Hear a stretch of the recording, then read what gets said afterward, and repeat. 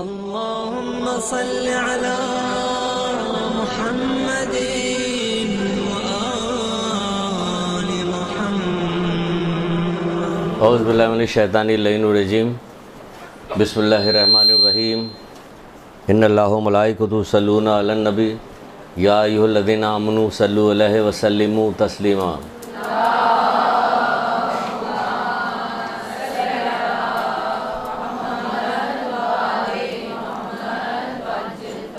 بسم اللہ الرحمن الرحیم. ایاک نعبد و ایاک نستعین. درود پڑھیے محمد آل محمد.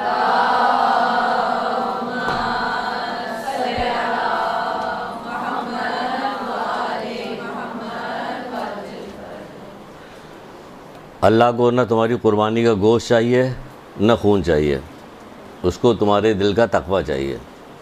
کوئی سی بھی عبادت ہو، یہ ابھی جو بقرعید آ رہی ہے قربانی کا، اس میں حج کا سلسلہ ہے، اس میں بھی اللہ تعالیٰ کو جو ہے دل کا تقوی چاہیے. نماز میں بھی تقوی چاہیے. کوئی کام ایسا نہیں کہ جس میں اللہ تعالیٰ کو تقوی نہیں چاہیے. تو ہر چیز میں اللہ تعالیٰ کو تقوی درکار ہے. یعنی اللہ چاہتا ہے کہ آپ گناہوں سے بچیے تاکہ آپ نقصان سے بچی رہیے. اس لیے ہر عبادت میں قبولیت کا معیار جو ہے یہی قرار دیا گیا کہ اخلاص کے ساتھ کوئی بھی عمل کیا جائے گا وہ قبول ہوگا. اور اخلاص یہی ہے کہ صرف اور صرف اللہ تعالیٰ کے لیے کیا جائے، اس میں کوئی حرام چیز شامل نہ ہو. جیسے ابھی یہ قربانی ہو رہی ہے، اس میں کوئی حرام چیز شامل نہ ہو، حرام کا پیسہ شامل نہ ہو، ریاکاری نہ ہو. ریاکاری تو ہو رہی ہے، اس میں توہین بھی ہو رہی ہے. جانوروں کے ایسے ایسے نام رکھے جائے، فاسق و فاجر عورتوں کے اور مردوں کے نام جو ہے وہ جانور ان کے قربانی والے جانوروں پہ رکھے جا رہے ہیں. لوگ سن بھی رہے ہیں، ہنس بھی رہے ہیں، خوش بھی ہو رہے ہیں، خرید بھی رہے ہیں. وہ دوڑے ہوئے آئے فلاں صاحب، وہ ٹیڈی جیڈی پتہ نہیں کون، کہ وہ آگے اس کو خرید رہے ہیں اور کیا کیا نام رکھا گیا. تو یہ ماحول چلایا جا رہا، بنایا جا رہا ہے. یہ سارا ہر دور میں حضرت آدم سے اب تک یہ چلتا چلا آیا ہے کہ گناہ کو پھیلایا جاتا، مختلف طریقوں سے خوبصورتی کے ساتھ پھیلایا جاتا. کمزور ذہن کے لوگ چلے جاتے ہیں اس طرف جو پڑھتے نہیں ہیں. علم سے بھی روکا گیا کہ تاکہ نہ معلوم ہو. تو ہمیں اصل میں بات بتانی ہے کہ یہ جو ہے یہ ساری چیزیں کیا ہے. یہ صرف اسی لیے ہے کہ ہم زیادہ زیادہ کوشش کریں، محنت کریں. پیسہ خرچ کیا ہے، جانور اپنے محنت کا پیسہ جانور پہ خرچ کیا کہ اسے قربان کر دیں اللہ کی راہ میں. تو یہ قربانی صرف بقرعید کے بعد ختم نہیں ہوتی، تو بقرعید ہی میں نہیں ہوتی، اسی میں نہیں ہوتی، لیکن پوری زندگی چلتی رہتی ہے. ہمارے جذبات کی قربانی ہمیں دینا ہے کہ اللہ تعالیٰ یہ پسند کرتا ہے، یہ نہیں پسند کرتا، یہ چھوڑنا ہے، یہ نہیں کرنا ہے. یہ ساری قربانی ساری چل رہی ہے. ہمیں اپنے جذبات کی قربانی، احساسات کی قربانی، وقت کی قربانی، یہ سب کیا ہے؟ یہ سب اللہ تعالیٰ چاہتا ہے. ہم کسی چیز کو چھوڑنی نہیں چاہتے. جبکہ تاریخ میں ایسے ایسے واقعات موجود ہیں، تاریخ میں ایسے ایسے واقعات موجود ہیں کہ آدمی حیران ہو جائے کہ ایسے بھی لوگ ہیں جو اللہ کی راہ میں اللہ سے محبت کرنے کے لیے اللہ کی وجہ سے اپنے بڑے بڑے گناہوں کو چھوڑ دیتے ہیں کہ نہیں اللہ پسند نہیں کرتا، ہم چھوڑ رہے ہیں اس کو. ہم کیا کرتے ہیں؟ کچھ کریں یا نہ کریں ابھی سن لیجیے. پہلے کیا کرتے ہیں پھر بتانے پہ کیا کرتے ہیں کہ ہمیں کیا کرنا ہے. ہم کرتے تو بہت ساری چیز کے کرتے کچھ نہیں، بات بہت ساری ہو رہی ہوتی. ہم آپ کو کچھ تاریخی واقعات ایسے سنائیں گے جس میں آپ کو بتائیں گے کہ توبہ کرنے والوں نے کس طرح سے توبہ کی. ہمیں کتنی آسانی اب آج کل کے دور میں ہمارے لیے ہو گئی کہ ہم محمد آل محمد کے ماننے والے ہیں.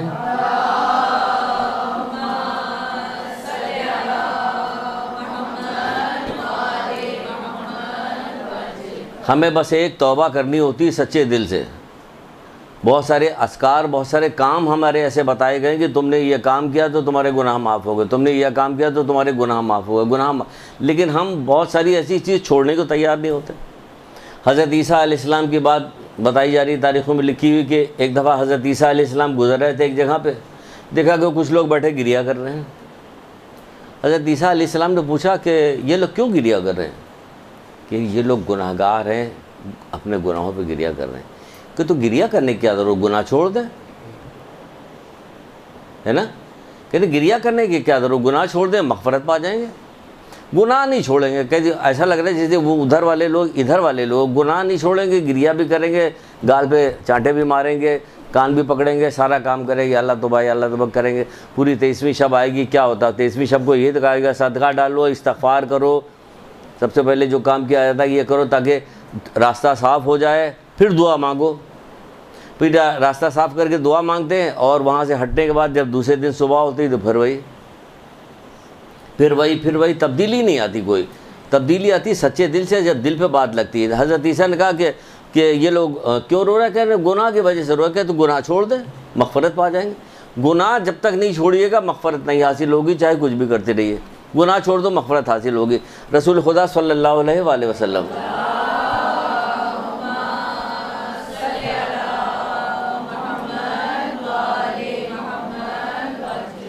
آپ فرماتے ہیں کہ اللہ کے نزدیک بہترین استغفار گناہوں کو ترک کرنا ہے. اللہ کے نزدیک بہترین استغفار گناہوں کو ترک کرنا ہے. یہ گناہوں کو ترک کر دیے بہترین استغفار ہے. چاہے آپ ویسے توبہ توبہ توبہ کی تسبیح پڑھتی رہیے لیکن گناہ ہی نہ چھوڑیے تو کیا فائدہ ہوا؟ اور سارا دیکھیے سارا کھیل دنیا کا ہو نفع نقصان کا یا آخرت کے نفع نقصان کو, یہ یاد رکھیے گا. چاہے کتنی آپ اعمال انجام دیتے رہیے, کتنی خوبصورتی کے ساتھ کیسے بھی کرتی, کچھ بھی کرتی, دنیا کے نفع نقصان آخرت کا نفع نقصان ایک ہی چیز پہ ہے. کیا ہے؟ گناہوں کو چھوڑنا, نیکی کو اختیار کرنا. سارا فائدہ نفع نقصان اسی پہ ہے. یہاں سے نکل کے سکرات موت سے لے کے, قبر سے لے کے, میدان قیامت سے لے کے, پل صراط کراس کرنے سے لے کے, سب جگہ ایک ہی چیز نقصان پہنچائے گی اور ایک ہی چیز فائدہ پہنچائے گی. نقصان پہنچائے گا وہ گناہ, نفع پہنچائے گی وہ نیکی. تو ہمیں ہر وقت اس چیز کا خیال رکھنا چاہیے.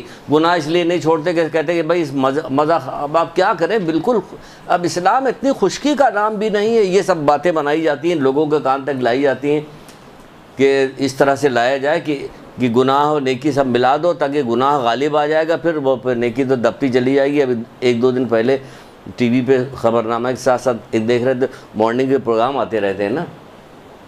خیر آپ ہم سے زیادہ جانتی ہیں, ہو سکتا ہے ہم بتائیں تو آپ کہیے گا اوہ ایسا تم نے بہت دیکھا ہوا, آپ پتہ نہیں کہاں سے بتا رہے ہیں. دیکھیں ایک مولانا صاحب ہمارے بیٹھے ہوئے تھے, اہل سنت کے مولانا بیٹھے ہوئے تھے, وہ منی اور عرفات کے سلسلے میں گفتگو ہو رہی تھی کہ یہاں کس طرح گناہ معاف ہوتے کیا ہوتے, اور سامنے جو کمپیئر جو بیٹھی ہوئی تھی وہ بالکل ایسی جیسے ماڈل. مارننگ شو میں تو آپ دیکھتے نہیں کہ جتنا بند سنور کے آ سکتی ہیں کہ جس کے وہ حد انتہائی گولڈن بال ادھر سے کیے ہوئے بالکل بے پردہ فلانا دھماکہ. اور گفتگو کس پہ ہو رہی؟ منی پہ گناہ کے سلسلے میں, معافی کے سلسلے میں. منی میں جو بات ہو رہی اس پہ بات ہو رہی. عرفات اور منی میں یہ حج کے سلسلے میں گفتگو, دونوں مولانا بیٹھے بات کر رہے ہیں.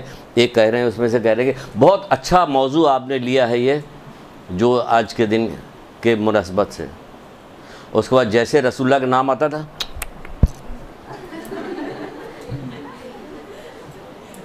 ان میں سے کوئی نہیں بول رہا تھا کہ اس سے کیا فائدہ ہوگا, کیا فائدہ ہوگا اس سے. بے پردہ بیٹھی ہوئی ہو اور مذہبی پروگرام کر رہی ہو, عرفات و منی کے سلسلے میں, حج کے سلسلے میں گفتگو ہو رہی ہے, تو اس سے کیا فائدہ ہے. لیکن وہ اگر ان کو کہنا ہوتا تو وہ آتے ہی کیوں؟ وہ کہتے کہ نہیں میں تو نہیں آؤں گا, اگر بے پردہ عورت ہم سے گفتگو کر رہی تو ہم نہیں آئیں گے. لیکن انہیں تو آنا تھا, اس لیے کیسے منع کرتے. تو یہ ساری چیزیں مکس کی جا رہی ہیں, اس میں ہوشیاری کرنی ہے. ہر دور میں الگ الگ سب چیز چل رہی. فرعون کو برا بھلا کہہ دیا گیا, شداد کو, نمرود کو, ان کو, یزید کو. اس کسی کو برا بھلا ویسے کہنے سے کوئی فائدہ نہیں. جب تک ہم اپنے آپ میں تبدیلی نہ پیدا کریں تو کوئی فائدہ نہیں. اگر تبدیلی پیدا کریں تو فائدہ ہے, ورنہ بیکار ہے. ایک رسمی طور پہ آپ کسی کی مذمت کر رہی, کام وہی کر رہی جو آپ کو وہ کر رہے تھے. اب ذرا سے رنگ بدل گیا, زمانہ دوسرا آ گیا تو اب اس اسٹائل میں کام ہے. شوانہ ایک عورت تھی بصرہ میں, جوان تھی, خوبصورت تھی, آواز بھی اس کی بہت زیادہ اچھی تھی. بصرہ کے جتنے روسا جو تھے, فسق و فجور والے جو رئیس لوگ تھے, جن کے یہاں جو بھی گانے بجانے کا پروگرام ہوتا تھا اس میں یہ بلائی جاتی تھی. ضرور تھی, اس کے بغیر تو کوئی پروگرام نہیں ہوتا تھا. یہ تاریخی واقعہ ہے. ملا احمد نراقی کی کتاب عروج سعادت اس میں تک موجود ہے. سمجھے کہ اتنی واقعہ اس طرح کے مختلف لوگوں نے اپنی الگ الگ لکھی ہے. ہم نے اس کو کسی دوسری کتاب سے لیا ہے, لیکن جس کتاب سے بھی اٹھایا ہے انہوں نے اس کا حوالہ دیا تھا عروج سعادت کا. یہ ایک دفعہ بصرہ کی گلیوں سے جا رہی تھی اپنی بہت ساری سہیلیوں کے ساتھ, کیونکہ سب کے ساتھ جایا کرتی تھی نا جب کسی کوئی پروگرام ہوتا تھا. ایک گھر سے بہت زیادہ بلند رونے کی آوازیں آ رہی تھی, بہت سارے لوگ جیسے رو رہے تھے. یہ رکی اور رکنے کے بعد اپنی ایک سہیلی سے کہا جا کے دیکھو تو یہاں کیا ہو رہا ہے. وہ اندر گئی اور یہ انتظار کرتے رہے, آئی نہیں. وہ پھر دوسرے سے کہا کہ آخر یہ کہاں چلی گئی جو نہیں آ رہی, جا کے تم دیکھو. وہ گئی, وہ بھی رہ گئی. 3 سہیلیاں اس کی ایسی ہی رہ گئی. آخر میں وہ خود پہنچی وہاں پہ. کہ دیکھیں یہاں پہ کیا ہو رہا ہے۔ جب وہاں پہ پہنچی تو دیکھا کہ ایک واعظ کر رہا تھا اور قرآن کی آیت پڑھ رہا تھا، وہ قرآن کی آیت کی جس میں کہا جا رہا، سورہ فرقان آیت کے نشان 12-13، اس میں کہا جا رہا ہے کہ جب آتش جہنم ان لوگوں کو دیکھے گی تو یہ لوگ بھڑکتے ہوئے شعلوں کی آوازیں سنیں گے، جب انہیں زنجیروں میں جکڑ کے اس میں ڈالا جائے گا تو یہ موت کی دہائی دے رہے ہوں گے۔ یہ اس نے سننے کے بعد اس نے غور کیا، اور غور کرنے کے بعد وہ اتنی زور سے چیخی اور کہنے لگے، اے واعظ، میں بھی گناہ گار ہوں، سیاہ کار ہوں، کیا میرے گناہ معاف ہو سکتے ہیں؟ سنیے گا، ابھی آگے پھر بتاتے ہیں، اس میں بولیں گے ہم میرے گناہ معاف ہو سکتے ہیں۔ واعظ نے کہا کہ ہاں تیرے بھی گناہ معاف ہو سکتے ہیں۔ تو پھر واعظ نے کہا کہ اگر تیرے گناہ شبانہ جیسے بھی ہوں گے تب بھی معاف ہو جائے گا۔ اب اسے کیا پتا واعظ کو کہ یہ وہی ہے جس کا نام میں لے رہا ہوں۔ اس نے کہا، ہائے غضب، میں اتنی بدنام ہو گئی ہوں کہ میری مثال جو ہے ضرب المثل بنی ہوئی۔ کہا جا رہا ہے کہ تو اگر اس جیسی بھی گناہ گار ہوگی تو بھی تیرے گناہ معاف ہو جائیں گے۔ اس نے کہا کہ میں وعدہ کرتی ہوں، توبہ کرتی ہوں کہ آج کی تاریخ سے میں کوئی گناہ نہیں کروں گی۔ کیا اللہ رحمان الرحیم میرے کو کہہ، ہاں اللہ رحمان الرحیم میں تیرے گناہ معاف کر دے گا۔ وہاں سے نکلی اور چلی، سارا کام دھندا سب اس نے چھوڑا، سارے اپنے عبادت میں لگ گئی، اپنے جسم کو گھلا کے بالکل کہتے نہیں کہ بالکل دبلی کاٹا ہو گئی، اور اسی حالت میں اس دنیا سے رخصت ہو گئی۔ یہ تھی توبہ کرنے والی۔ قرآن کی ایک آیت سن کے آپ کو 3 کروڑ دفعہ بتایا جا چکا بہت ساری چیزیں، کہ جھوٹ نہ بولنا، غیبت نہ کرنا، بے پردگی مانا چیز لکھی ہوئی ہے، یہ برے ماں باپ سے برا سلوک نہ کرو، رشتہ داروں سے برا سلوک نہ کرو۔ قرآن کی آیتیں پڑھی جائے، ہم پڑھ کے سنا کے ہو سکتا ہے کہ جو سنانے والا وہی بے حال ہو کے ختم ہو جائے، دبلا ہو کے کاٹا ہو کے ختم ہو جائے، سننے والے پہ کوئی اثر نہیں ہوا۔ ہمارا یہ اثر ہو گیا کہ ہمارے پہ کوئی چیز اثر نہیں۔ آپ کو کتنی ہزار دفعہ بتایا گیا ہے کہ نہیں بتایا گیا کہ جو غیبت، اگر مثال کے طور پہ غیبت کی بات کر لیں کہ غیبت چھوڑ دو، کوئی چھوڑنے کو تیار نہیں ہو رہا۔ غیبت چھوڑ دو بھائی، غیبت چھوڑ دو، ابھی سے چھوڑ دو، ورنہ اگر توبہ کر کے مری تو سب سے آخر میں جنت میں جائے گا، اگر بغیر توبہ کے مری تو سب سے پہلے جہنم میں جائے گا۔ یہ حدیث آپ لوگوں نے لکھوائی جا چکی بہت پہلے، بہت ساری چیزیں دہرائیں گے تاکہ کیا مطلب، تاکہ شاید چھوڑ دیں، اس لیے دہرائی جائے گی۔ کیا ہوا؟ یہ کون تھی؟ یہاں کون ہے؟ سیدانی ہے، نجیب الطرفین سیدانی، بہت شریف ہے، بہت نیک ہے، یہ خاندان ہے، وہ خاندان ہے، فلانا ہے، دھماکہ، اثر کچھ بھی نہیں ہوتا کسی بات کا۔ تو یہ خاندان کیا کرے گا؟ خاندان تو کون تھا؟ آپ کے والد کون تھے؟ کہ حضرت نوح۔ کہ تو آپ یہاں کیا کر رہے ہیں؟ جو وہ کہہ رہے ہیں وہ کریے، کشتی میں جائیے، یہاں پہ کہاں چڑھے ہوئے ہیں آپ پہاڑ کے اوپر؟ تو اس سے نہیں ہوتا کچھ کہ خاندان کیا کہہ رہا ہے کیا کہہ رہا ہے۔ قبر میں خاندان نہیں پوچھا جائے گا، اعمال پوچھا جائے گا۔ اعمال بتاؤ اپنے کیا، شرافت بتاؤ تمہاری کیا ہے۔ ہم کوئی چیز چھوڑنے کے نہیں تیار، یہ اس نے چھوڑا کہ نہیں چھوڑا؟ ہم اس طرح کئی ایک واقعات آپ کو سناتے ہیں اور پھر اس کا جائزہ لیتے ہیں کہ دیکھیے ہم کیا کر رہے ہیں۔ ہم کوئی مشکل کام نہیں ہے، جب آدمی ٹھان لیتا ہے تو ہر کام کر سکتا ہے نا، ٹھان لیتا ہے تو ہر کام کر سکتا ہے اور کر لیتا ہے، اور پھر مزہ بھی آتا ہے۔ تو کیا وہ اتنے دنوں سے اتنے عیش و آرام کی زندگی گزار رہی تھی اور لوگوں کے درمیان میں تھی تو بڑا مزہ آ رہا تھا، اللہ تعالیٰ کی توبہ کی تو اس کا مزہ ختم ہو گیا، ختم ہو جاتا دوسرے دن نکل کے باہر آ جاتی کہ نہیں۔ آدمی کے دل میں جب اللہ کی محبت پیدا ہوتی ہے نا، ابھی آپ دھوپ میں آئی ہیں نا، دھوپ میں کتنی تیز دھوپ تھی، جب باہر سے جو ہوا آ رہی تھی کتنی گرم آ رہی تھی، 40-42 ڈگری خالی ٹمپریچر ہے۔ اس وقت آپ نے سوچا ہوتا 3 دن کی بھوک، 3 دن کے پیاس، 52-55 ڈگری کا ٹمپریچر، مولا لوگ کس طرح سے، بچے کیسے زندہ رہے، کیسے رہے یہ وہاں پہ، یہ کیا ہوا؟ یہ اگر سوچتی ہوئی آپ آ رہی ہوئی تو میں تو سوچ رہا تھا کہ یہ لوگ کیسے زندہ رہتے، انہوں نے کیسے قربانی دی، ہم نے کیا کیا؟ ہم تو کیا کر رہے ہیں؟ کچھ بھی نہیں کر رہے ہیں، جا رہے ہیں، مشکل سے 40 ہے پھر بھی آپ سائے میں سب کچھ کر کے آ رہی۔ لیکن جب اللہ کے لیے کام کیا جاتا ہے نا تو اللہ تعالیٰ دل میں ایک کیفیت پیدا کرتا ہے، عشق کی ایک کیفیت پیدا کرتا ہے کہ سب کچھ کر سکتا آدمی۔ دیکھ لیجئے کس نے کیا کر دیا، ان لوگوں نے کیا کیا۔ 3 دن کی بھوک پیاس، ہم تو پانی پی کے چلے تھے گھر سے کہ پیٹ بھر کے پانی پی چلو، باہر لو چل رہی ہے، وہاں 3 دن کی بھوک، 3 دن کی پیاس، چھوٹے بچے، کس طرح سے ان لوگوں نے قربانی دی، کس کے لیے؟ اس چیز کے لیے دی، دین پہ عمل کرنے کے لیے قربانی۔ ہاں اگر دین پہ عمل نہ کریں، ہم کتنا گفتگو ان کے لیے کرتے رہیں کہ تم ہمارے دین پہ عمل ہی نہیں کرتے، تو یہ گفتگو کرنے سے تمہارا کیا فائدہ ہو رہا، جو خالی گفتگو کر رہے ہو۔ تو ہمیں یہ چاہیے کہ ہم بھی اس طرح سے وہ کریں کہ ہم گناہ کو چھوڑیں۔ یہ لوگ گناہ چھوڑ سکتے ہیں تو ہم بھی چھوڑ سکتے ہیں۔ پھر یہ کہا جا رہا ہے کہ یہ ایک جگہ پہ چھٹے امام جعفر صادق علیہ السلام،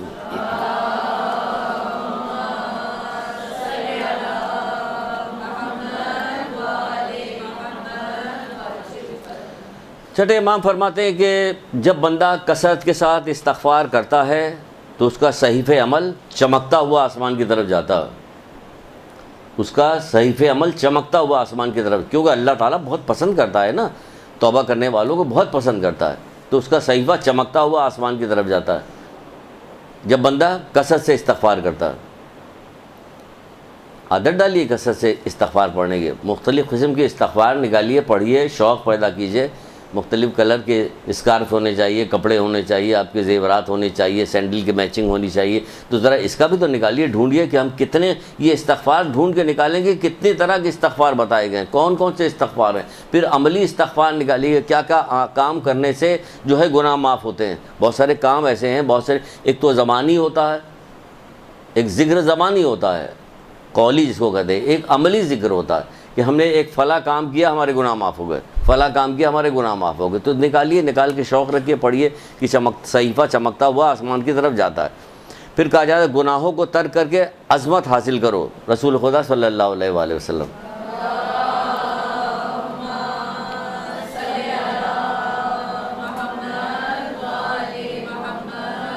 گناہوں کو ترک کر کے عظمت حاصل کرو۔ دنیا میں بہت ساری شہزادیاں گزر کے گئیں، بڑی عظیم رہی ہوں گی اپنے دور میں، بڑی عظمت ہوگی کہ وہ خوب کیا شہزادی ہے، بادشاہ کی بیوی ہے، پیسہ ہے، مال ہو، دولت ہے، عظمت ہے، لیکن آج کوئی پوچھنے والا نہیں، کوئی جانتا ہی نہیں ہے یا نہیں ہے۔ وہ کہہ رہے ہیں گناہوں کے ترک کے عظمت حاصل کرو، کوئی بھی پوچھنے والے، ایک سے ایک بادشاہ گزر کے چلے گئے، کیسے کیسے نام ہے، مسلمانوں میں بھی، انگریزوں میں بھی، ہندوؤں میں بھی، سب میں گزر، کوئی کسی پوچھنے والا نہیں، مسلمانوں کی دیکھ کوئی پوچھنے والا نہیں۔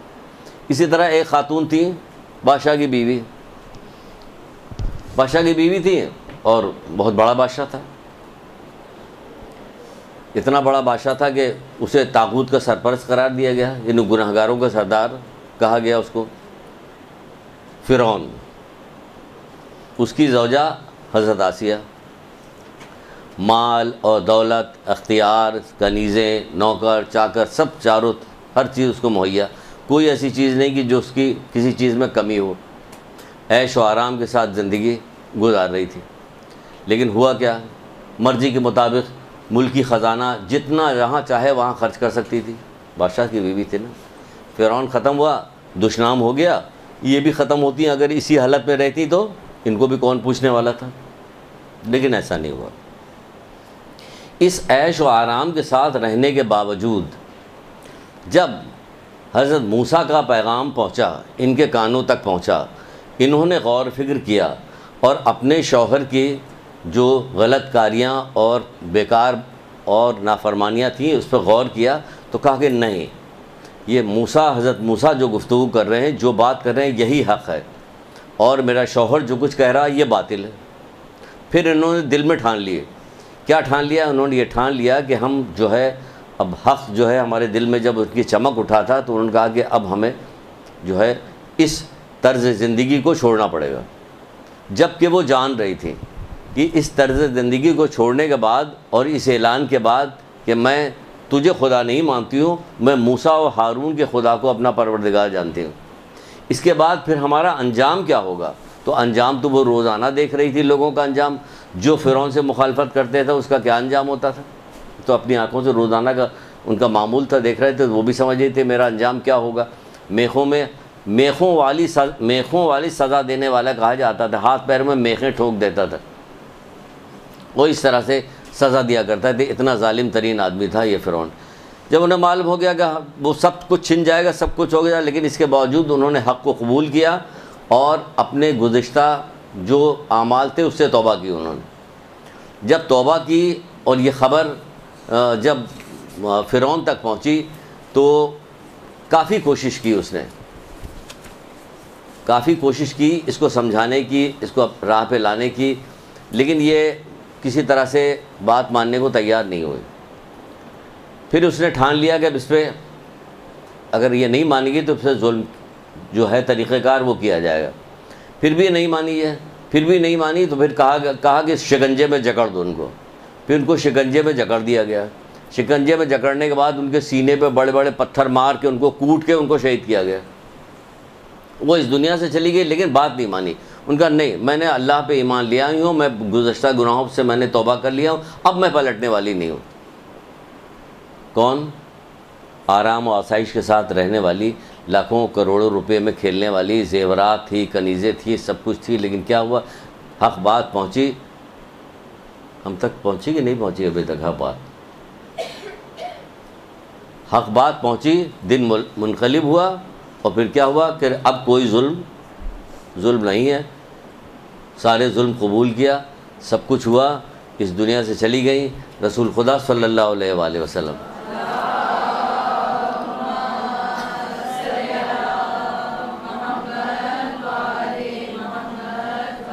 عظمت حاصل کرو. دیکھیے اس خاتون نے کیسے عظمت حاصل کی. جو کہا نہیں کہ گناہوں کو ترک کر کے عظمت حاصل کرو. اللہ کے رسول کہتے ہیں جنت 4 عورتوں کی مشتاق ہے. جنت 4 عورتوں کی مشتاق ہے. حضرت مریم، حضرت آسیہ،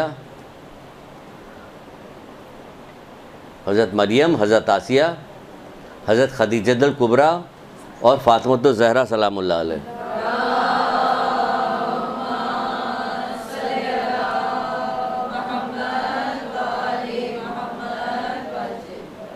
خود دیکھ لیجیے آپ ہمارے پاس کیا ہے کیا نہیں ہے. تھوڑی تھوڑی آسائشوں سے بھی چھوڑنے کو تیار نہیں ہوتے. سب کچھ پہنچ گیا، ہمارے پاس پیغام نہیں پہنچا. ان کے بعد تو حضرت موسیٰ اور ہارون کا پیغام پہنچ گیا، تو انہوں نے پیغام پہنچا، عیش و آرام کی زندگی گزاری، پیغام پہنچا، منقلب ہو گئے. ہمارے پاس کیسے کیسے پیغام پہنچے. رسول اللہ کے حوالے سے ہمارے پاس پیغام پہنچے، بی بی سعیدہ کے حوالے سے پیغام پہنچے، کس قدر مشقتیں برداشت کر رہی ہیں، پھر پیغام پہنچایا. حضرت علی علیہ السلام نے پیغام پہنچایا. امام حسن نے جگر کے ٹکڑے کٹ کٹ کے تشت میں گر رہے ہیں، پیغام پہنچایا. امام حسین اسلام نے کربلا کے میدان میں سختیاں جھیل کر ہم تک پیغام پہنچائے. ہمارے پاس کیسے کیسے انداز میں پیغام آئے ہیں، اور ہمیں کیا ہوا کہ ہم کوئی گناہ چھوڑنے کو تیار نہیں. بات تو دیکھیے، کوئی گناہ چھوڑنے کو تیار نہیں.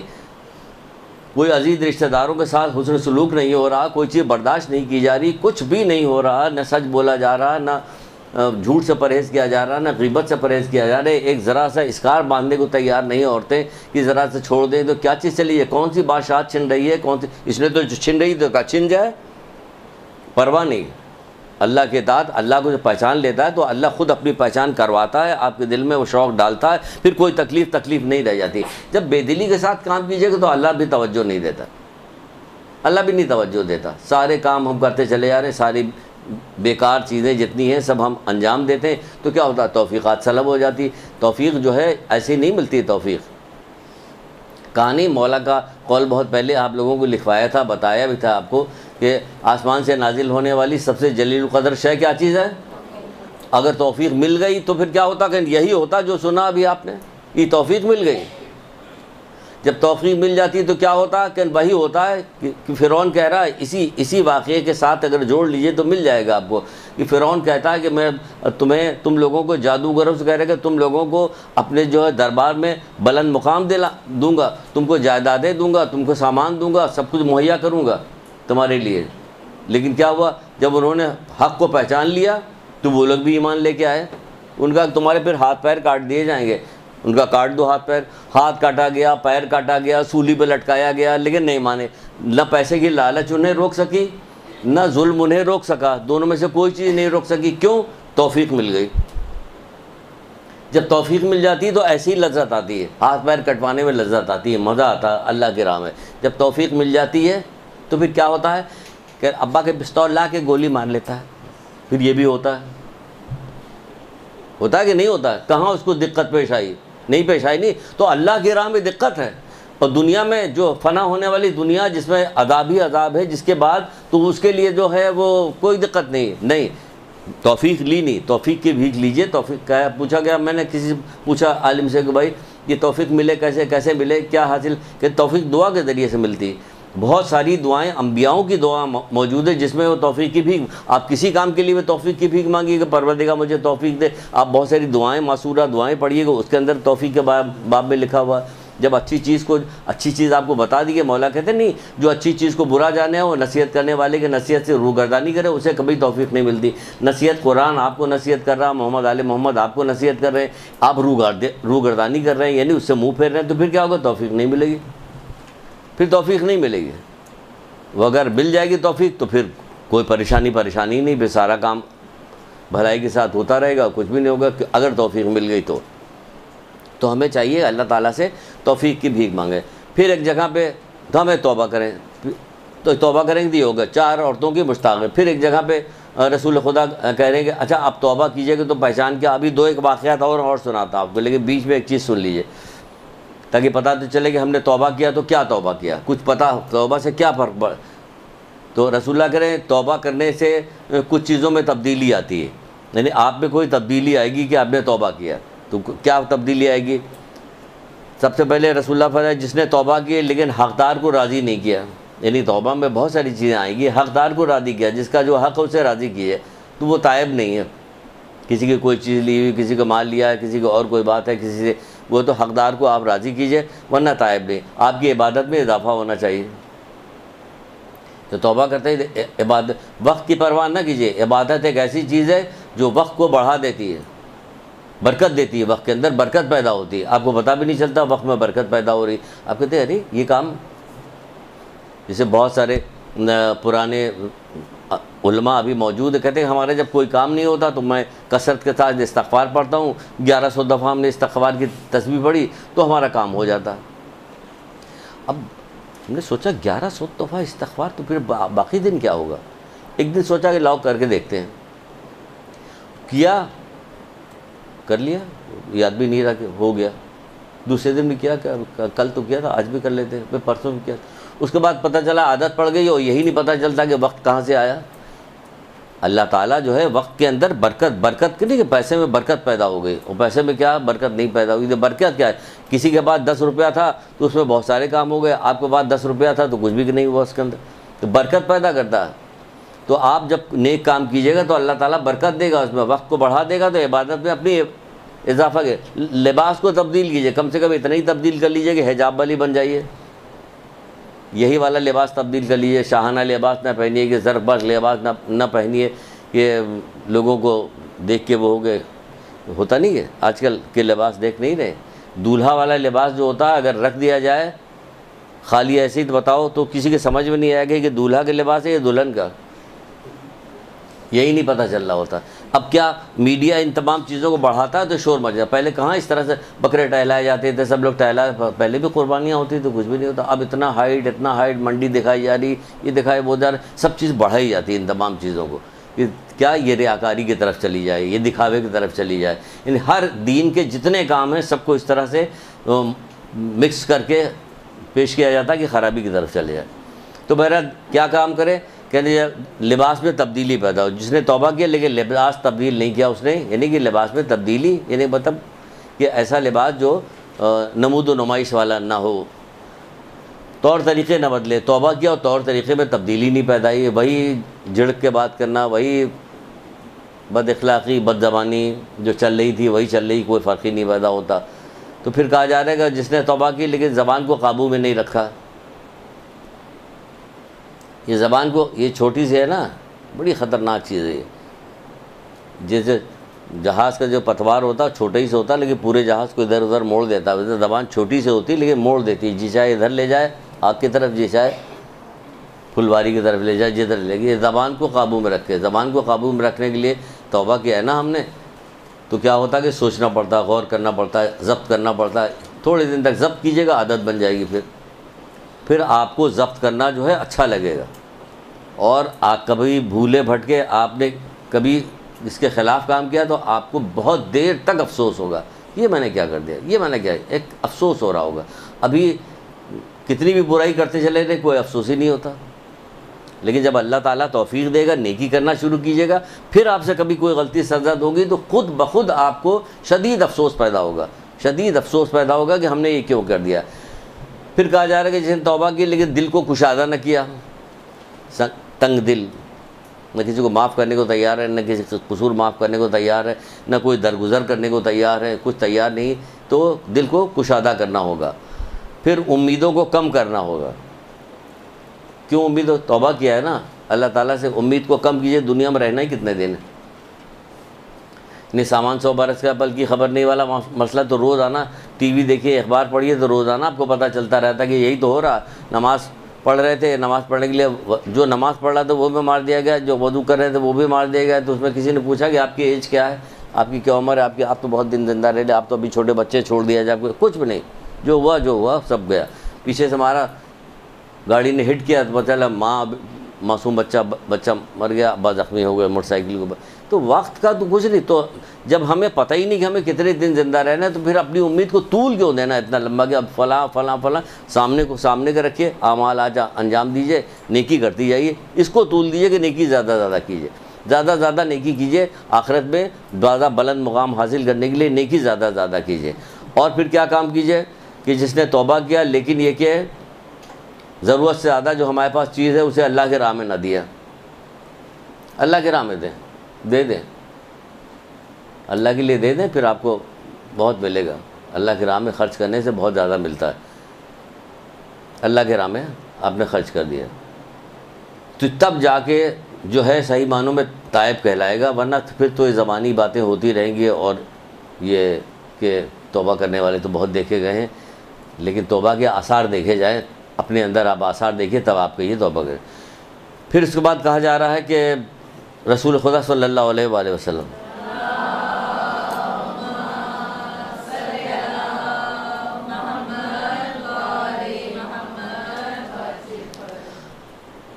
بڑا اچھا قول ہے. دیکھ وہ ناچنے گانے والی اس نے قرآن کی آیت سنی, غور کرنا شروع کر دیا, سوچنا شروع کر دیا. بھائی ہم کوئی چیز, سب سے بڑا مسئلہ ہی ہے کہ ہم سوچتے نہیں, کسی چیز پہ رکتے نہیں. ایک ساتھ کا غور و فکر 70 سال کی عبادت سے تو کیوں؟ تو اس نے جو غور کیا تو ایسا ہوا جیسے 70 سال اس نے عبادت کر لی, اور دیکھیے بدل کے کہاں سے کہاں چلی گئی. ہم غور نہیں کرتے کہ کسی چیز پہ غور کرے. اتنے اچھا قول ہے یہ رسول اللہ کی کہ آپ سنیے اور ذرا غور کیجیے. کہتے ہیں ہر گناہ کے لیے توبہ ہے, مخفی گناہ کے لیے مخفی توبہ ہے, اعلانیہ گناہ کے لیے اعلانیہ توبہ ہے. کیا مطلب سمجھے؟ غور کیجیے. اعلانیہ گناہ, بھئی آپ کا اعلانیہ گناہ کون سا ہے؟ بے پردگی, یہ اعلانیہ گناہ ہے. مردوں کا داڑھی مونڈنا اعلانیہ گناہ ہے. یعنی جو بات بھی ہو رہی ہے اعلانیہ گناہ, یعنی کھلم کھلا گناہ کیا جا رہا ہے, اس کی بات ہو رہی ہے. اگر کھلم کھلا گناہ کیا جا رہا ہے تو اس کی توبہ بھی ویسی ہوگی. یہاں تک کہ کہا جاتا کہ ریاکاری سے اعمال ہفت ہو جاتے ہیں, لیکن اگر کسی آدمی کے بارے میں مشہور ہو کہ یہ آدمی بے نمازی ہے تو اس کے لیے حکم ہے کہ وہ دکھا کے نماز پڑھے, تاکہ یہ والا الزام اس کے اوپر سے نکل جائے کہ یہ بے نمازی ہے. یہ اتنی اہم ترین چیز ہے, یہ بے نمازی ہونا اتنا بڑا گناہ ہے. تو یہ چیز کیا کرے, اب دکھائے لوگوں کہ ہم نماز پڑھ رہے ہیں. تو جو اعلانیہ گناہ ہے اس کی اعلانیہ توبہ کی جائے گی. اب یہ کہ لوگوں کو ہاتھ کھٹکھٹا کہ نہیں کا مخفی, تو جو مخفی ہے اس کو بتانے کی ضرورت نہیں. وہ کہتے ہیں نہیں بتاؤ, تم جانو تمہارا اللہ جانے, اس کو بتانے کی کسی کو ضرورت ہے. منع بھی کیا جاتا ہے. مولا لوگوں کے پاس بہت سارے لوگ آتے تھے کہ میں نے یہ گناہ کیا, کہتے جاؤ ہو سکتا ہے تمہیں 100 ہوا, جاؤ کل آنا, پرسوں آنا. ٹالتے رہتے کہتے کیوں بتا رہے ہو, انہیں منع کیا کہ بتا رہے, اللہ سے توبہ کرو, اللہ معاف کرنے والا. تو اعلانیہ گناہ کے پھر یہاں کہا جا رہا ہے اعلانیہ گناہ کے اگر کوئی بچی مشہور ہے, ہم مشہور ہیں, بچی کو کسی کو کیوں کہیں بھائی, بڑی مشکل سے کلاس ملی, پھر ہوتا چلا کہ برا بھلا کہا تو پھر روک دیے گئے کہ آپ تو ہر کلاس میں. اچھا اب زور سے بولیں گے, اب ہم بولتے ہیں ابھی.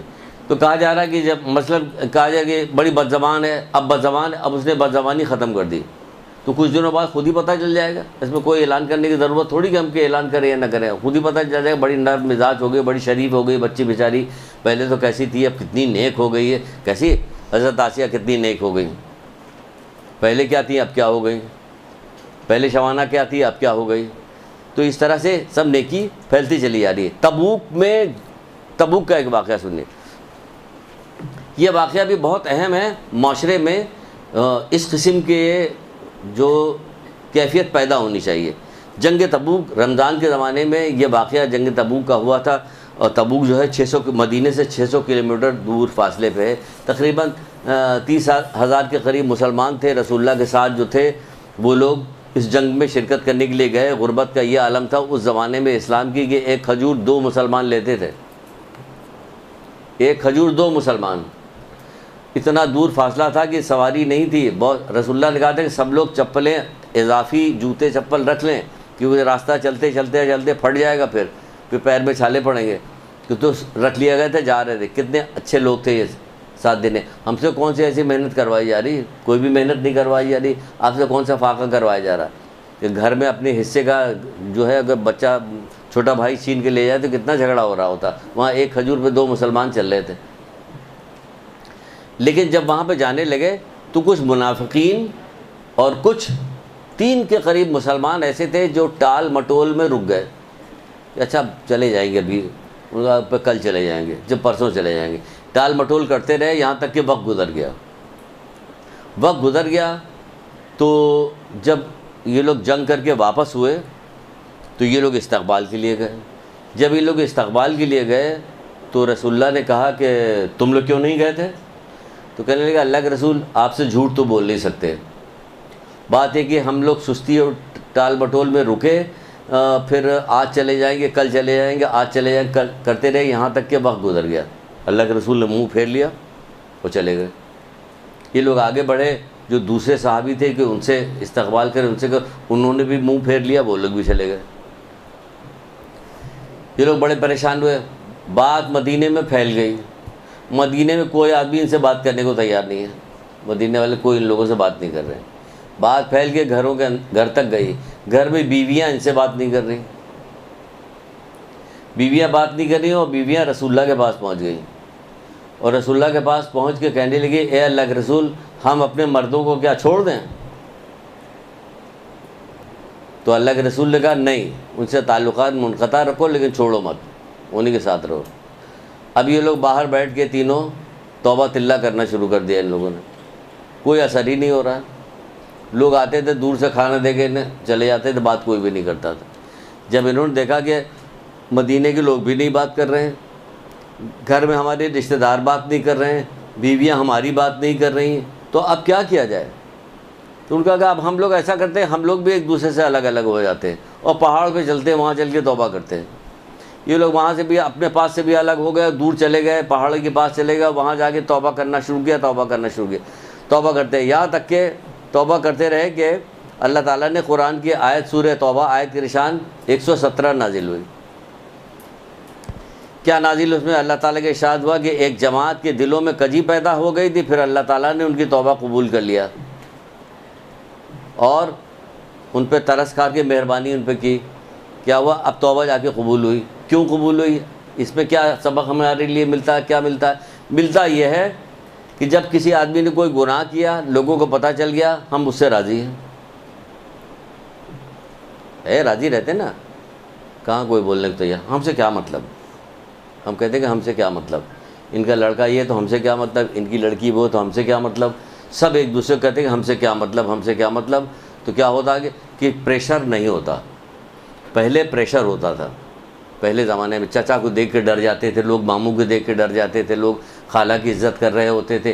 اب ایسی اس زبان کی وجہ سے اور روزانہ ہر وقت ملنے کی وجہ سے اور زبان درازی کی وجہ سے بیٹھ کے جہاں بیٹھ کے اتنی فضول باتیں، اتنی فضول، بچے ادھر سے گزر رہے ہیں، آ رہے ہیں، جا رہے ہیں، لڑائی جھگڑا ہو رہا، بدتمیزی کی باتیں ہو رہی، کیا ہوگا؟ ان کے دل میں جو ہے رشتہ داروں کے وقت گھٹتی جاتی۔ تبھی ماں باپ کو منع کیا گیا ہے کہ ماں باپ بچوں کے سامنے لڑائی جھگڑا نہ کرے، ورنہ بچوں کے دل میں ماں باپ کی وقت گھٹ جائے گی۔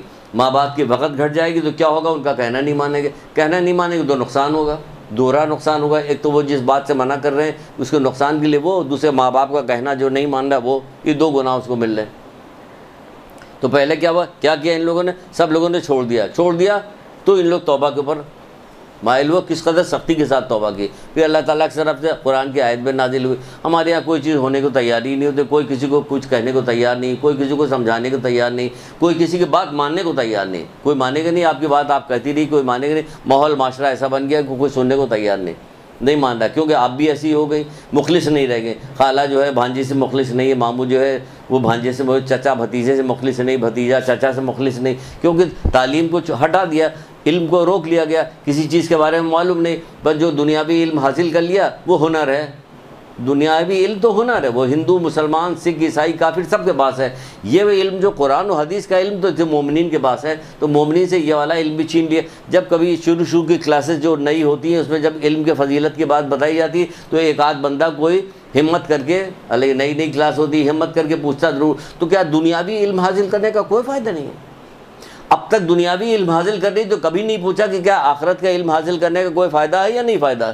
جب سے آخرت کے علم کے فائدے کا بتایا جانے لگا فوراً دنیاوی علم آ گیا۔ دنیاوی علم تو دنیا میں دو ہوتا ہے، مومن ہوتا ہے یا جاہل ہوتا ہے۔ انہیں پتہ چلا مومن جاہل نہیں ہوتا، یا مومن ہوتا ہے یا جاہل ہوتا ہے۔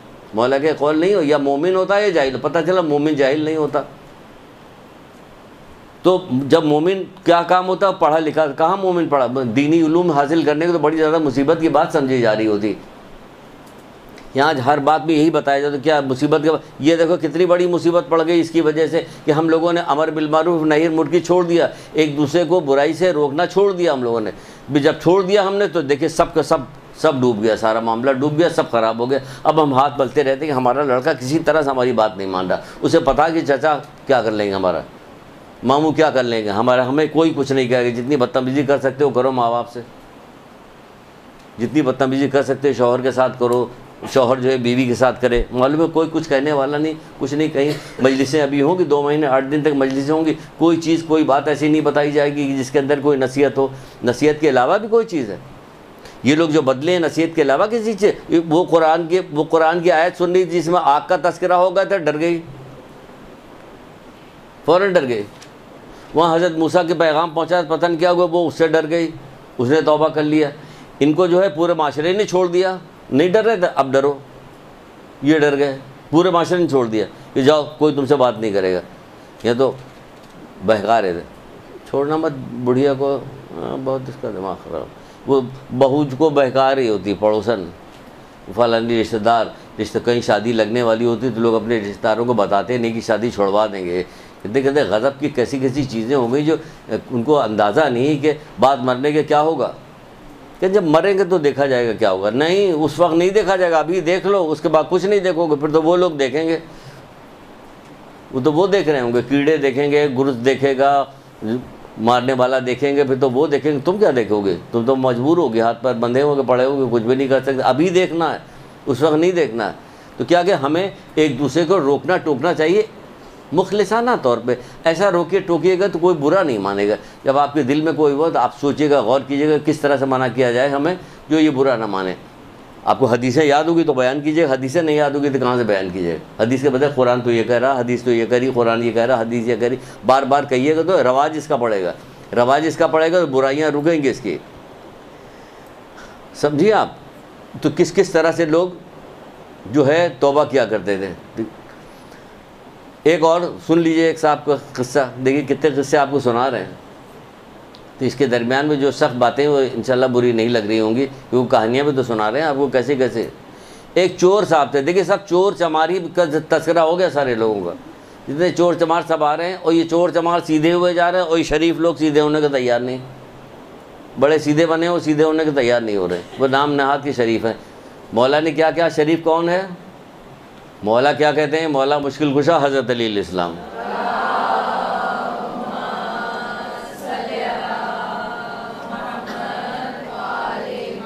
مولا کیا کہتے ہیں؟ شریف وہ ہے جس کو علم اور حکمت نے شریف بنایا ہو۔ پھر آ گیا علم بیچ میں۔ شریف وہ ہے جسے علم اور حکمت نے شریف بنایا ہو، ورنہ پھر کیا ہوگا؟ جیسے رسول اللہ کے پاس آئے نہیں تھے وہ لوگ، اللہ کے رسول وہ آدمی بڑا شریف ہے، بڑا نیک ہے، بڑا اچھا ہے، کہ بتاؤ اس کی عقل کیسی ہے؟ یاد ہے نا یہ والا قول بھی؟ جب کچھ لوگ آئے تھے رسول اللہ کے پاس، آنے کے بعد ایک آدمی کی تعریف کر رہے تھے کہ بڑا شریف ہے، بڑا اچھا ہے، بڑا نیک ہے، تو رسول اللہ نے پوچھا کہ بتاؤ اس کی عقل کیسی ہے؟ کہ نا اللہ کے رسول ہم اس کی شرافت کا تذکرہ کر رہے ہیں، آپ ہم سے اس کی عقل کے بارے میں پوچھ رہے ہیں؟ تو کہنا ہاں بہت سارے لوگ بے عقلے ایسے ہوتے ہیں کہ جو فاسق و فاجر سے زیادہ بدتر کام کرتے ہیں، جب عقل ہی نہیں تو یہی سب کام ہوگا، عبادت اپنی جگہ پہ کرتے رہیں گے لیکن بے عقلی کی وجہ سے اپنے سارے اعمال حب کراتے رہیں گے۔ تو ایک چور تھا، چور کا تذکرہ، تو اس میں کیا کر رہا تھا؟ وہ چوری کیا کرتا ہے۔ ایک دفعہ اس نے سوچا کہ ملکہ کے ہار کے بارے میں بہت شہرت ہے آج کل شہر میں کہ ملکہ کے گلے میں بہت قیمتی ہار ہے. تو سوچا روزانہ چھوٹی چھوٹی چوریاں کرتے ہیں, کوئی ایسی ترکیب کی جائے کہ وہ ہار اڑا لیا جائے. اگر وہ ہار اڑا لیتے ہیں تو اب روزانہ کی چوری سے جان چھوٹ جائے گی ہماری, آرام سے بیٹھ کے کھائیں گے. اب کیا کیا, سوچتا رہا, محل کے گرد چکر لگاتا رہا کہ کسی دن موقع ملے تو جائیں محل کے اندر. ایک دفعہ اسے موقع ملا, رات کے وقت چڑھ گیا. وہ چڑھ کے دھیرے دھیرے دبے پاؤں وہ بادشاہ کے کمرے تک پہنچ گیا. وہاں کمرے تک پہنچا تو آواز آ رہی تھی بات کرنے کی. تو رک گیا, کہنے ارے یہ رات کو بھی جاگ رہے ہیں, یہ لوگ باتیں کر رہے ہیں. کان لگا کے سننے لگا کہ بات کیا ہو رہی. بات وہاں یہ ہو رہی تھی کہ بادشاہ اپنی بیوی سے یہ کہہ رہا تھا کہ ہمارے پاس ایک ہی بیٹی ہے ہماری, ہمیں مال و دولت کی کوئی ضرورت نہیں ہے, بس ایک شریف لڑکا مل جائے ہمیں تو بس کافی ہے ہمارے لیے کوئی ضرورت نہیں ہے کہ کیسا ہو.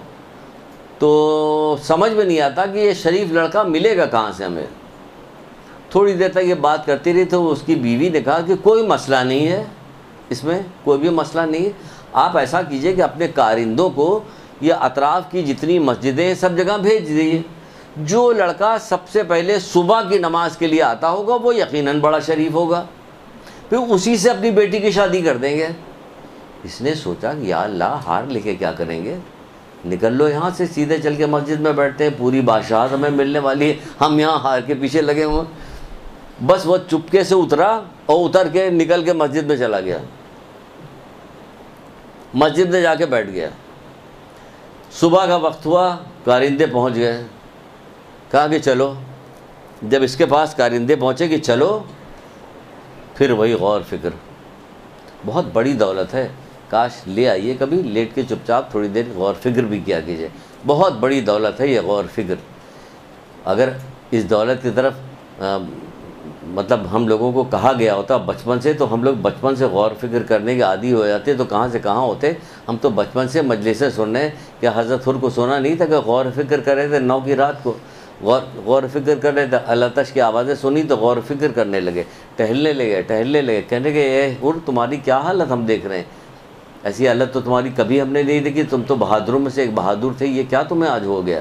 تو کیا وہ سوچ رہے تھے غور فکر کر, ہم جہنم جنت کے درمیان ٹہل رہے ہیں, ہم اس وقت جہنم اور جنت کے درمیان ہے کہ ہمیں کیا کرنا چاہیے. غور فکر کر رہے, غور فکر کر کے پہنچے کہاں, آپ دیکھا کہاں پہنچ گئے حضرت حر, کہاں پہنچ گئے کہ آج پورا زمانہ, پوری دنیا, امام زمانہ سب کے سب سلام کر رہے ہیں کربلا کے شہیدوں کو.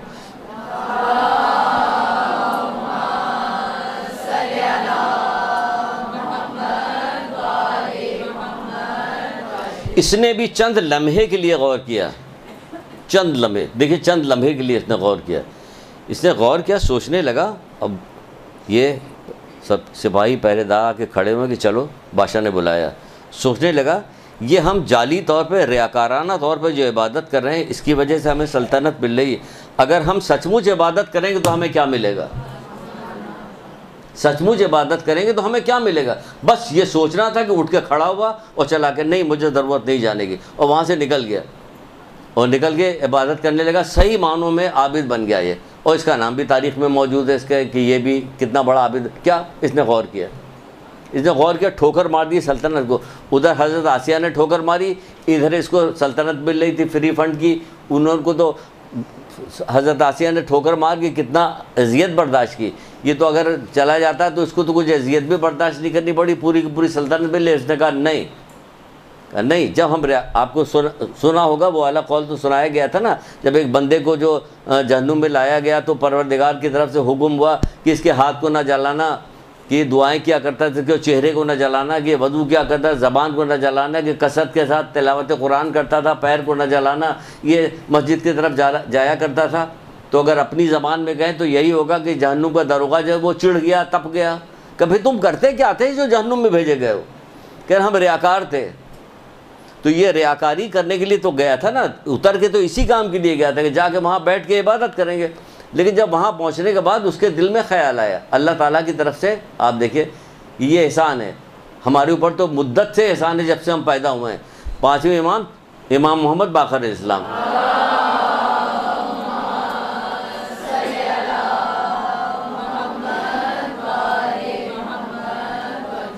ہمارے پاس جب سے ہم پیدا ہوئے تب سے ہمارے پاس احسان ہے. پانچویں امام کہتے ہیں کہ تمہارے دل میں جو ہم اہل بیت کی محبت ہے تم کیا سمجھتے ہو تمہارا کارنامہ ہے, اس کا کارساز اللہ تعالیٰ ہے.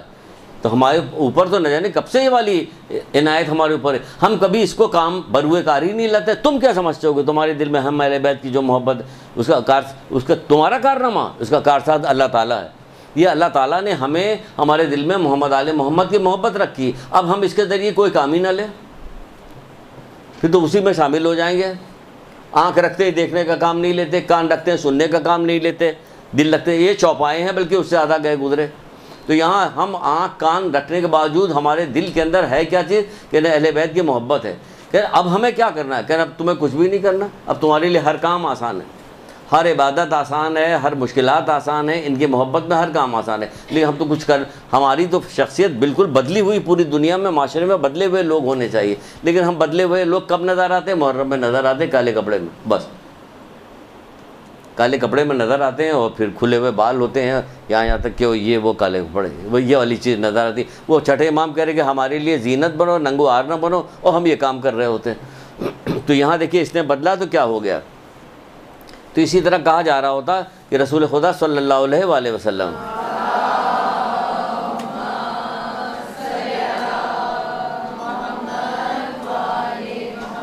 خدارا استغفار کریں, توبہ کریں. آخرکار توبہ کرنا ہوگا, آپ نہیں کریں گے تو اولادیں بیچاری توبہ, وہ خیر کیا توبہ کریں گے, وہ کیا توبہ کریں گے جب ہم خود ہی نہیں اپنا کام کر رہے ہیں. تو آپ کیا سب امید رکھ سکتی ہیں کہ ہمارے پیچھے جو بعد والے لوگ جو ہوں گے ہمارے لیے کوئی عمل انجام دے گا؟ نہیں دے گا, نہیں دیں گے, کبھی بھی نہیں دیں گے.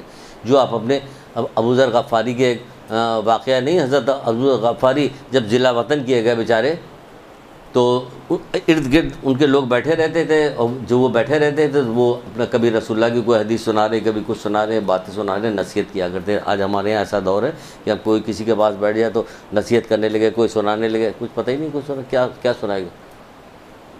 ہے کوئی ایسا نہیں رہے گا. جبکہ وہ ابو ذر غفاری تھے, ہم جو ہیں بی بی سیدہ کے جو ہے اس سے ہیں, انہی کی نسل میں سے ہم لوگ. اپنے کو بڑا وہ سمجھ کرتے کیا ہیں آپ, کہیں کرتے کیا, کچھ بھی نہیں کرتے.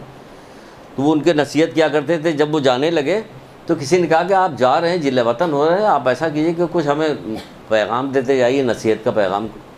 ان کا جس سے محبت کرتے ہو اس کے ساتھ دشمنی نہ کرنا, جس سے محبت کرتے ہو اس کے ساتھ دشمنی نہ کرنا. اب لوگوں کو سمجھ میں نہیں آیا کہ یہ کیا کہہ رہے ہیں, کہ نہیں اس کا کیا مطلب ہے. ہماری تو سمجھ میں نہیں آیا کہ تم اپنی ذات سے محبت کرتے ہو نا, تو گناہ کر کے اپنی ذات سے دشمنی نہ کرنا ہے, کیونکہ جب تم گناہ کرو گے اس کا خامیازہ تم ہی کو بھگتنا ہوگا. تو یہ جو لیت و لال میں ہم پڑے ہوئے ہیں کہ یہ کر لیں گے وہ کر لیں گے, دوسرا آ کے کرے گا, اولاد کرے گی, کوئی نہیں کرے گا. خود کریں, آپ خود کریں, کیونکہ اس کا خامیازہ ہمیں بھگتنا پڑے گا. خود کریں, پھر تو جو وہ لوگ کریں گے اس سے درجات کی بلندی ہوگی. باقی کام ہم خود کر کے جا رہے ہیں. ایک چھوٹی سی تو توبہ کرنی ہوتی ہے, ذرا سا آپ توبہ کیجئے سچے دل کے ساتھ, اور کام چھوڑ دیجئے, بس کام ختم ہو گیا. تو رسول اللہ کیا بتا رہے ہیں آپ سے, کہ جو شخص زیادہ زیادہ استغفار کرے گا وہ 4 چیزیں اسے حاصل ہوں گی, 4 چیزیں اسے حاصل ہو جائیں گی جو زیادہ زیادہ استغفار کرے گا. اب کیا 4 چیزیں حاصل ہوگی دیکھ لیجئے, سوچ سمجھ کے استغفار کیجئے. جیسے اس نے کیا تھا, جیسے اس نے کیا, حضرت آسیہ نے کیا تھا, شبانہ نے کیا تھا, جیسے ان لوگوں نے استغفار کیا تھا, سوچ سمجھ کے ویسے 4 چیزیں اسے حاصل ہوگی. اللہ تعالیٰ اسے ہر پریشانی سے نجات دے گا. اللہ تعالیٰ اسے ہر پریشانی سے نجات دے گا.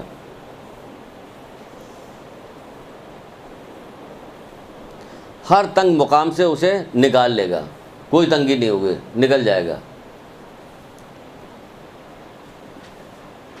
ہر خوف سے اسے امن ملے گا.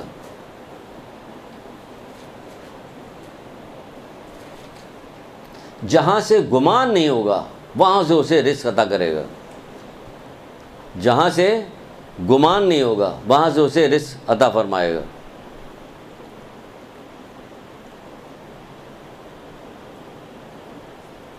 یہ 4 چیزیں اسے نصیب ہوگی. کس کو؟ جو زیادہ سے زیادہ استغفار کرے گا, توبہ کرے گا, توبہ کرنے والا. یہ ساری نعمتیں ہیں, نعمت مل رہی ہے. امن, یہ نعمت ہے. کہاں امن ہے آج کل؟ دیکھیے یہ ہمیں نعمت مل رہی ہے, امن مل. پریشانی سے نجات یہ نعمت ہے کہ ہمیں کوئی پریشانی نہیں ہو رہی. اگر ہو بھی نہیں تو ہمیں پتہ ہی نہیں چل رہی. لوگ جس چیز سے پریشان, ہم پریشانی نہیں. کیونکہ ہم استغفار کرنے والے ہیں، اللہ تعالیٰ نے ہمارے لیے ایسا ہمارا دل بنا دیا، مزاج بنا دیا، سب کچھ بنا دیا کہ بہت جو کچھ ہے بس سب صحیح ہے، سب ٹھیک، سب عیش میں۔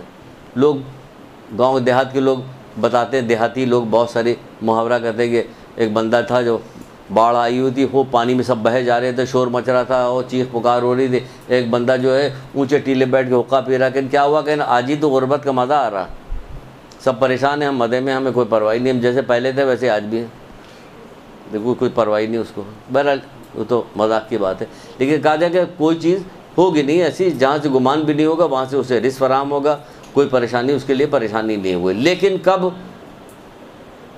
جب کیسی توبہ کریں گے؟ جب ایسی توبہ کریں گے جیسا کہ یہ مولا مشکل کشا حضرت علیہ السلام ارشاد فرماتے ہیں۔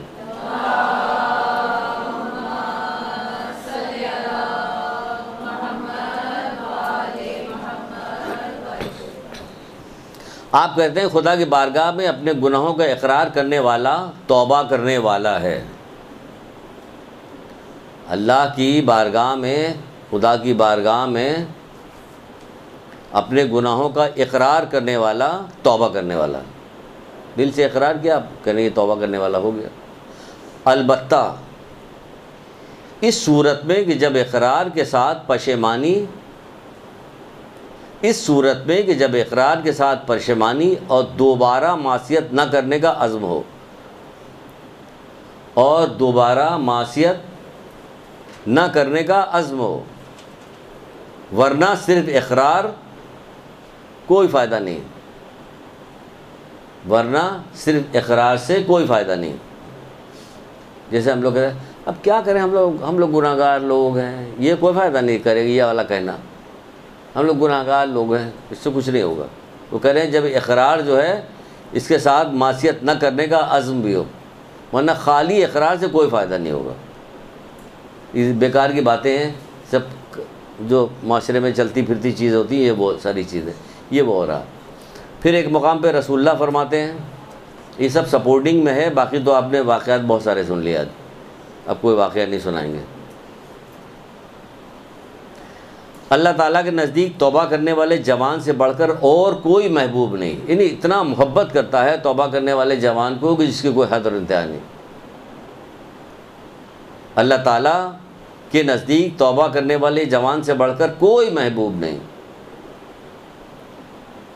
یہ جوانی کے عالم میں بھی کوئی گناہ کی طرف نہیں، اور گناہوں پہ اصرار کرنے والے بوڑھے سے بڑھ کر اللہ تعالیٰ کے نزدیک کوئی دشمن نہیں۔ اور بوڑھے گناہ گاروں پہ اصرار کرنے والے بوڑھے سے بڑھ کر اور کوئی دشمن نہیں۔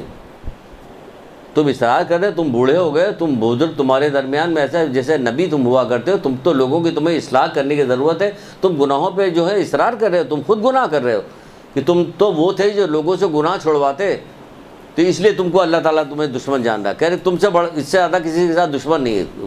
بوڑھے گناہ گار کے گناہ پہ اصرار کرنے والے بوڑھے سے بڑھ کر کوئی دشمن نہیں۔ ایک دفعہ سنایا نہیں تھا آپ لوگوں کو کہ اللہ کے رسول کہہ رہے تھے جب کسی بندے کا جو بال جو ہیں اسلام میں سفید ہو جائے، یعنی کہ اسلام کے اندر بوڑھا ہو جائے تو پھر اللہ تعالیٰ اس پہ عذاب کرتے ہوئے حیا کرتا ہے۔ تو جب اللہ کے رسول نے یہ والی بات کہی تو اور کہنے کے بعد پھر رونا شروع کر دیا، تو پھر سوچنے کے بعد یہ کہہ کے رونے کی کیا ضرورت ہے؟ کہا کہ جس شخص نے اپنے بال کو اسلام میں سفید کیا ہو وہ اس پہ اللہ تعالیٰ عذاب کرتے ہوئے حیا کرتا ہے، اور یہ کہنے کے بعد رونے لگے۔ جب رونے لگے تو جو اصحاب تھے انہوں نے پوچھا کہ اللہ کے رسول رونے کی کیا وجہ ہے، آپ رو کیوں رہے ہیں؟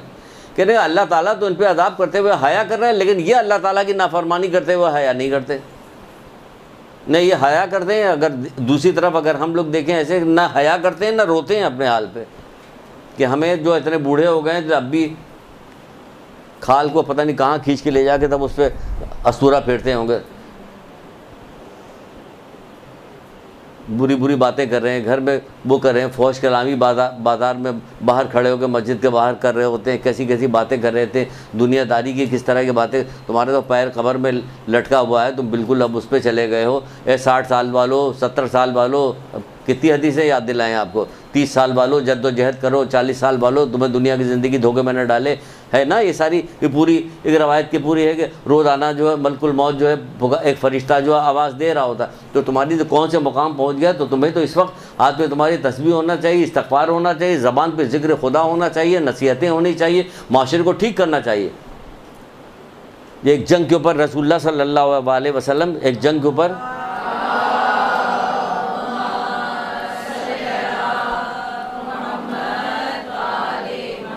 حضرت علی علیہ السلام کو بھیج رہے تھے. یہ نہیں اتنی اہم ترین چیز ہے, سنیے. حضرت علی علیہ السلام کو بھیج رہے تھے, جنگ کے لیے بھیج رہے, لیکن کہہ لیں اے علی سنو, پہلے انہیں امر بالمعروف کرنا. اگر تمہارے ہاتھوں ایک فرد بھی ہدایت پا گیا, دیکھیں کیا کہاں جنگ پہ, آپ غور کریں تو کتنی بڑی بات ہے, کہاں جنگ پہ بھیجا جا رہا اور کہاں کہا جا رہا ہے اے علی پہلے انہیں امر بالمعروف کرنا. اگر تمہارے ہاتھوں ایک فرد بھی ہدایت پا گیا تو آسمان سے آنے والی روشنی جن چیزوں کو روشن کرتی تمام چیزوں سے افضل ہے. یعنی اتنی اہم ترین چیز ہے امر بالمعروف نہی عن المنکر اللہ تعالیٰ کی نگاہ میں, کہ لوگوں کو نیکی, تمہارا یہ عمر ہے کہ تم کو نیکی کی دعوت دے کے برائی سے لوگوں کو روکنا چاہیے, تم خود گناہ کر رہے ہو. اسی لیے اللہ کے رسول, یعنی اتنی اہم اور دل خراش بات یہ ہے کہ اللہ کے رسول نعوذ باللہ ریاکارانہ طور پہ رو رہے ہیں. نہیں, سچ مچ رو رہے ہیں, کہہ کے رونے لگے کہ اللہ تعالیٰ تو ان پہ عذاب کرتے ہوئے حیا کرتا, یہ اللہ کی نافرمانی کرتے ہوئے حیا نہیں کر رہے ہیں. آج دیکھیں ہمارے معاشرے میں کیا حال ہے, کیا حال ہے, بزرگوں کا کیا حال ہو گیا, گھر میں بزرگ عورتوں کا کیا حال ہو گیا, مردوں کا کیا حال ہو گیا, پورے معاشرے میں کیا حال ہو گیا, کوئی کہنے سننے والا نہیں. کون سے بزرگ جو ہے تاریخ کی جب واقعات بیان کیے جاتے ہیں, مجلسیں بیان کرتی ہیں, اس میں بزرگوں کا بھی ذکر ہوتا, جوانوں کو بھی ذکر ہوتا, بچوں کو بھی ذکر ہوتا. کیا کوئی نصیحت نہیں کی جا سکتی؟ کیا آپ لوگوں میں سے کوئی بھی نہیں ایسا جو یہاں ساری چیزیں سیکھتا ہو جا کے بیان کرے؟ یہ ذمہ داری بنتی ہے آپ کی. پھر اب ایک آخر میں ایک چیز بیان کر کے بات کو ختم کرتے ہیں. نہج البلاغہ سے ہے, مولا مشکل کشا حضرت علی علیہ السلام فرماتے ہیں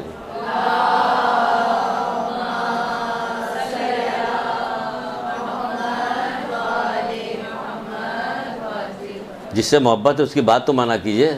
محبت سے دعویٰ تو سب کے سے کرتے ہیں ہم لوگ, اور امام چاردہ معصومین سے ہم لوگ بہت محبت کرتے ہیں, لیکن بات بھی مانا کیجئے. مولا کیا کریں, اللہ کے بندو اللہ سے ڈرو اور اس کے غضب سے بھاگ کے اس کی رحمت کے دامن میں پناہ لو. جملہ تو دیکھیے کیا کریں, اس کے غضب سے بھاگو, اسی کے رحمت کے دامن میں پناہ لے لو, اور اس راہ پہ چلو جو اس نے تمہیں دکھائی ہے.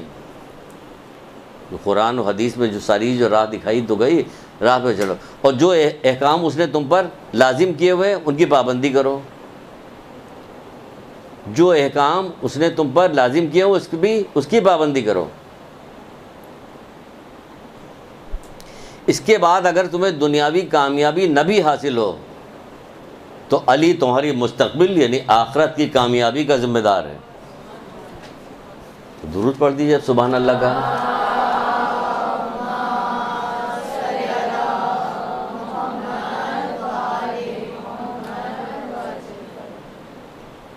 اس طرح سے یقین کے ساتھ وہی کر سکتا ہے جس کے ہاتھ میں ہو ساری چیزیں. آپ فرماتے ہیں اللہ کے بندو اللہ سے ڈرو اور اس کے غضب سے بھاگ کے اس کے رحمت کے دامن میں پناہ لو. اس راہ پہ چلو جو اس نے تمہیں دکھائی ہے, اس راہ پہ چلو جو اس نے تمہیں دکھائی ہے, اور جو احکام اس نے تم پر لازم کیے ہوئے ہیں ان کی پابندی کرو. جو احکام اس نے تم پر لازم کیے ہیں اس کی پابندی کرو. اس کے بعد اگر تمہیں دنیاوی کامیابی نہ بھی حاصل ہو, سبحان اللہ کیا بہترین بات کی مولا, اس کے بعد اگر تمہیں دنیاوی کامیابی نہ بھی حاصل ہو تو علی تمہاری مستقبل یعنی آخرت کی کامیابی کا ذمہ دار ہے. میں ذمہ دار ہوں, علی کہہ رہے میں ذمہ دار ہوں کہ تم یہ کام کرو. ایک درود پڑھیے محمد آل محمد.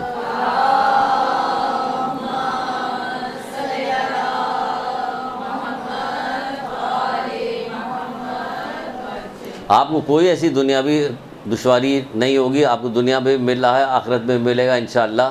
تو کہہ رہے ہیں کہ اگر تم کو بفرض محال کہ اگر تم کو دنیاوی کامیابی نہ بھی حاصل ہوئی لیکن ہوگی انشاءاللہ کامیابی انہی کے صدقے میں ہوگی, آپ کو اس کی بھی کامیابی ہوگی, اور آخرت میں مولا ہی کی وجہ سے ہم لوگوں کی بخشش بھی ہوگی. کیونکہ اگر پروانہ نہ ہوا تو پھر نہ پل صراط کا پار کر پائیں گے, اور نہ جناب میزان پہ ہمارا گزارا ہوگا, نہ جنت پہ جا سکیں گے, نہ کوثر کا پانی پی سکیں گے, کچھ بھی نہیں ہوگا. کس کی وجہ سے؟ جب تک علی کی محبت نہیں ہوگی. اور علی کے محبت میں علی خود کہہ کے آ رہے ہیں، وہ بھی تو معلوم ہونا چاہیے۔ جس کام کا ہم نے حکم دیا اسے انجام دو، جس سے ہم نے منع کیا اس سے رک جاؤ۔ یہ حضرت علی یہی کریں گے۔ کس کو کہہ رہے ہیں؟ کہ جو ہم سے سچی محبت کرتا ہے وہ، تو علی سے سچی محبت کیجئے اور جس کام کا انہوں نے حکم دیا اسے انجام دیجئے، جس کام سے منع کیا ہے اسے رک جائیے۔ اور یہ تمام کے تمام ائمہ نے یہی بات کہی ہے، شروع سے آخر تک سب نے یہی بات کہی ہے۔ تو اب یہ بات چھپائی گئی ہے، ہماری کانوں تک نہیں لائی گئی، لیکن کہیں سب نے یہی بات ہے۔ جب بی بی سیدہ کے پاس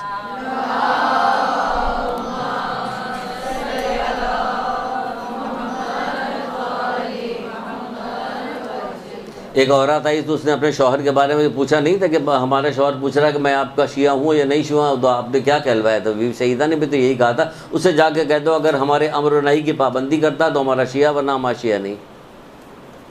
تو رونا پیٹنے لگے جب ان کے شیعہ ہی نہیں تو ہم تو برباد ہو گئے۔ پھر کہا جیسا اس نے سوچا ویسا نہیں، ہمارے دوستوں کا دوست ہے، ہمارے دشمن کا دشمن ہے، ہمارے امر و نہی کی پابندی کرتا ہے تو خیر ہے، ورنہ پھر کیا ہوگا؟ کہ پھر ہوگا یہی کہ پھر دنیا میں بھی مصیبت اٹھائے گا، برزخ میں مصیبت اٹھائے گا، پھر جہنم کے اول طبقے میں ڈالا جائے گا، پھر ہماری شفاعت ملے گی، پھر جائے گا۔ تو کیا یہ والا کام کرنا چاہ رہے ہیں؟ نہیں، ہم ان کے احکامات ہیں ان کو ہم زیادہ سے زیادہ جاننے کی بھی کوشش کریں گے، اس پہ عمل کرنے کی کوشش کریں گے اور لوگوں تک پہنچانے کی بھی کوشش کریں گے۔ بھائی اس سے بڑا خوبصورت کام کوئی کائنات کے اندر ہو سکتا ہے؟ یہ انبیائی کام ہے، یہ ائمہ تارین کا کام تھا جس میں آپ کام کیجیے گا، ساتھ میں کام کریے، اس سے حسین ترین تو کوئی کام ہی نہیں ہو سکتا۔ ایم بی اے کیا ہوا ہے، ایم بی اے کر کے کیا کرو گی؟ ایم بی اے کرو گے ادھر سے ادھر ماری گھوم رہی ہوگی، صبح 8 بجے نکلو، 7 بجے نکلو، 12 بجے رات کو واپس آؤ، یہ کرو وہ، یہ کام اس سے بڑا کام کون سا ہو سکتا ہے؟ کمر باندھ دیے کہ ہم یہ کام کریں گے، کس طرح سے کام کریں؟ ہزاروں طریقہ کار ہیں۔ اب تو زمانہ جیسے جیسے آگے کی طرف بڑھتا چلا، اب نئے زاویے نکلتے چلے آ رہے ہیں کہ ہم کیسے کام کریں، یہ کیسے لوگوں تک پیغام پہنچائیں، یہ پیغام قرآن و حدیث کا پیغام کیسے پہنچائیں، یہ آپ سوچئے، غور کیجئے، غور کرنے کے بعد یہ کام کیجئے، کیونکہ اس سے زیادہ بڑا کام کوئی تم پاؤ گے نہیں۔ چھٹے امام یہی کریں گے، اس سے افضل کوئی کام نہیں پا سکتے۔ درود پڑھیے محمد آل محمد۔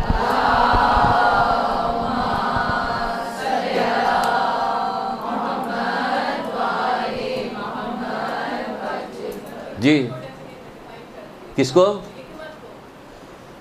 حکمت کو، علم کو اس طرح سے استعمال کرنا معلوم تو ہے آپ کو، کوئی چیز ایک معلوم ہے، لیکن اس کو کیسے استعمال کیا جائے؟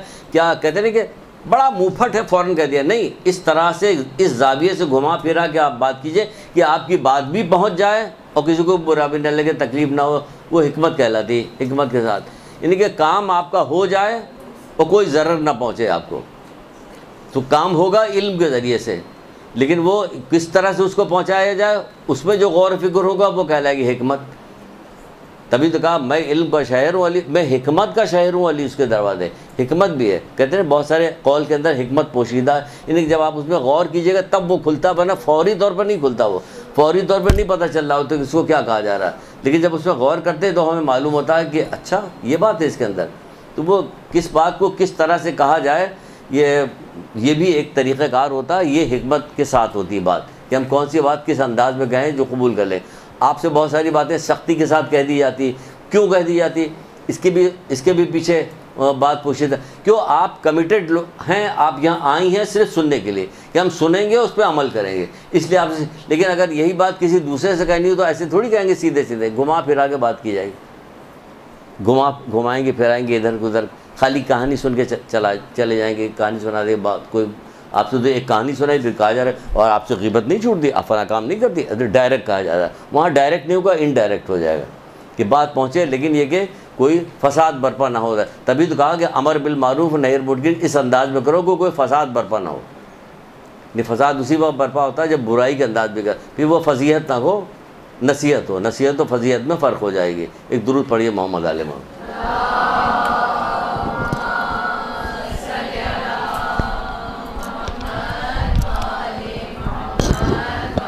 اللہ تعالیٰ ہم لوگوں کو سب کو توفیق دے، محمد آل محمد کے صدقے میں علم اور عمل کی توفیق دے، کیونکہ خالی علم کافی نہیں ہے، علم بغیر عمل کے بوجھ ہے۔ تو ہم یہ نہیں چاہتے پروردگار ہم لوگوں کو توفیق دے کہ ہم زیادہ زیادہ علم حاصل کریں، یعنی مرتے وقت تک علم، ماں کی گود سے قبر تک، یعنی مرتے آخری وقت تک علم حاصل کرتے رہیں، اس پہ عمل کریں اور دوسروں تک پہنچانے کی بھی توفیق عطا فرما۔